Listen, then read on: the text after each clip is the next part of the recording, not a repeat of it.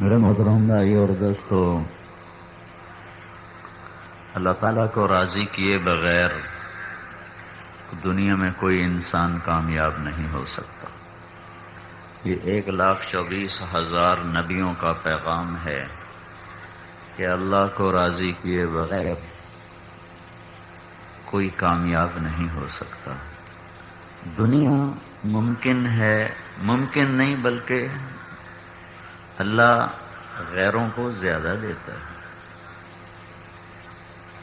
فلما نسوا ما ذکروا بہ، مجھے آیت یاد آ گئی کہ اللہ فرماتے ہیں جب میرے نافرمانوں نے مجھے بھلا دیا، جب میرے نافرمانوں نے مجھے بھلا دیا تو میں نے کیا کیا؟ ہم تو اپنے دشمن کو قتل کراتے ہیں، جھوٹے مقدمے میں جیل میں ڈلواتے ہیں، اس کو نقصان پہنچاتے ہیں۔ اللہ نے کیا کیا؟ سبحان اللہ، فلما نسوا ما ذکروا بہ، جب میرے بندوں نے مجھے بھلا دیا، میرے نافرمانوں نے مجھے بھلا دیا، فتحنا علیہم ابواب کل شیء، میں نے ان کو دنیا بے تحاشا دے دی، تنگ نہیں کی، واپس نہیں لی، اور زیادہ دنیا دے دی ان کو، عزت دے دی، دولت دے دی، سرداری دے دی، بادشاہی دے دی، تجارت دے دی، زراعت دے دی، پیسہ دے دیا۔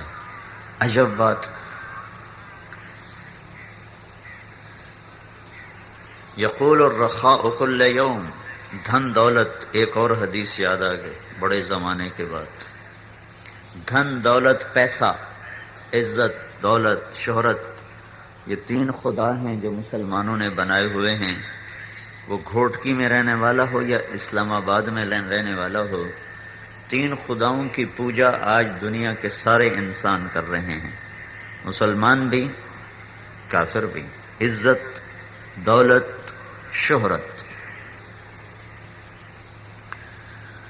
عزت، دولت، شہرت، روزانہ اللہ سے سوال کرتے ہیں این نتوجہ، این اتوجہ، یا اللہ آج میں کہاں جاؤں؟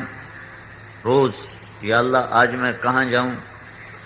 تو اللہ کہتا ہے الی اعدائی و اولی معصیتی، گھوٹکی میں جو میرے نافرمان ہیں ان کے گھر چلی جاؤ۔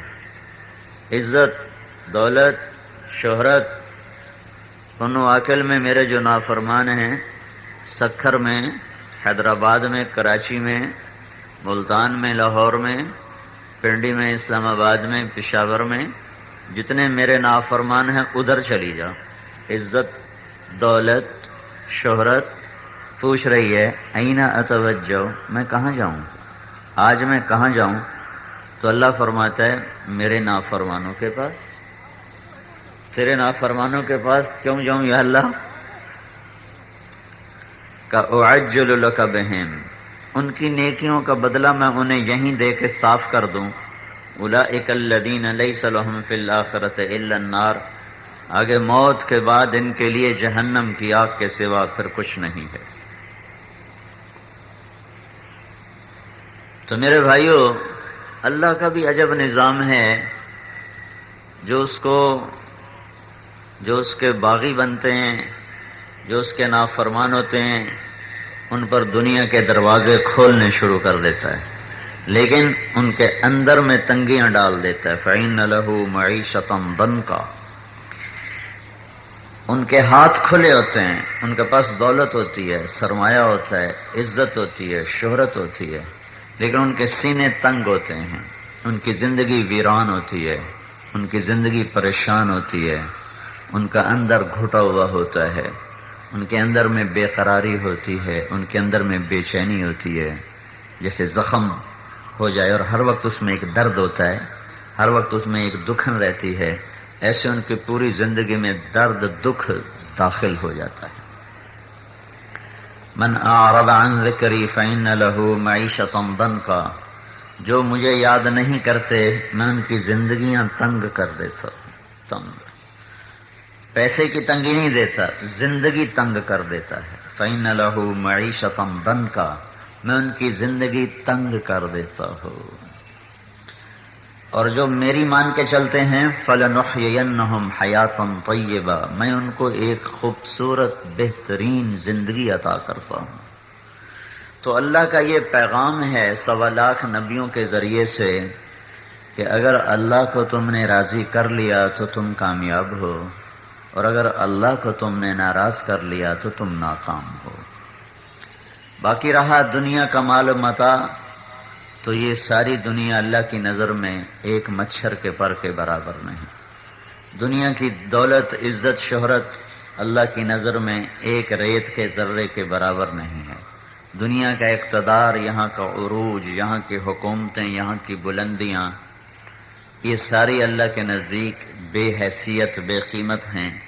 اللہ اگر ان چیزوں کی کوئی حیثیت ہوتی تو اللہ سب سے زیادہ اپنے محبوب صلی اللہ علیہ وسلم کو دیتا۔ لیکن میں حیران ہوں، اتنا بڑا رسول اور اتنا بڑا حبیب اور محبوب، اور 2 مہینے گھر میں چولہا ہی نہیں جلتا، 3 دن فاقہ ہی چل رہا۔ ایک رات حضرت عائشہ رضی اللہ عنہ کے گھر میں سوئے ہوئے تو لیٹے لیٹے چارپائی پر لٹک گئے۔ چارپائی کی جو لکڑی ہوتی ہے اس کو یہاں پیٹ پر لگایا اور ایسے نیچے ہو گئے، ایسے نیچے یہاں رکھ کر ایسے ہو گئے۔ تو حضرت عائشہ اٹھ کے بیٹھ گئیں، یا رسول اللہ کیا ہوا؟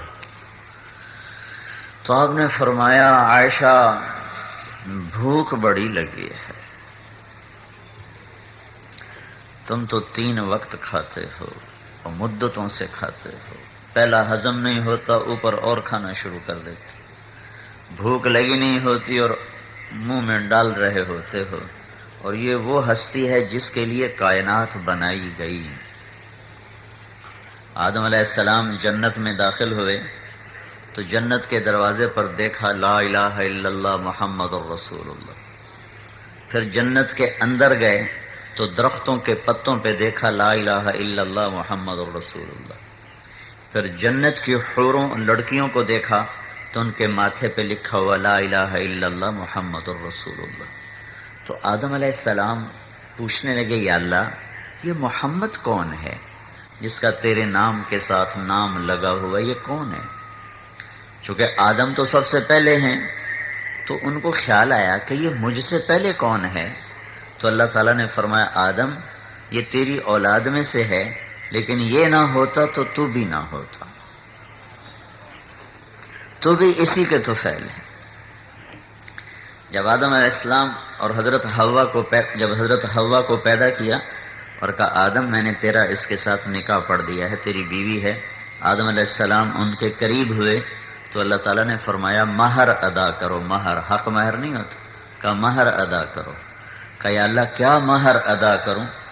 تو اللہ تعالیٰ نے فرمایا 1 دفعہ میرے نبی پہ درود پڑھ دو، یہ مہر ہے۔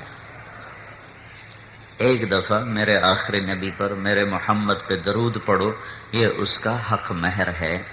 یہ آدم علیہ السلام کے زمانے سے یہ بات ہو رہی ہے، اور اس سے پیچھے چلے جاؤ۔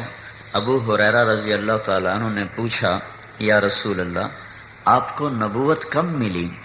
تو اس کا جواب تھا ابو ہریرہ 40 سال کی عمر میں ملی۔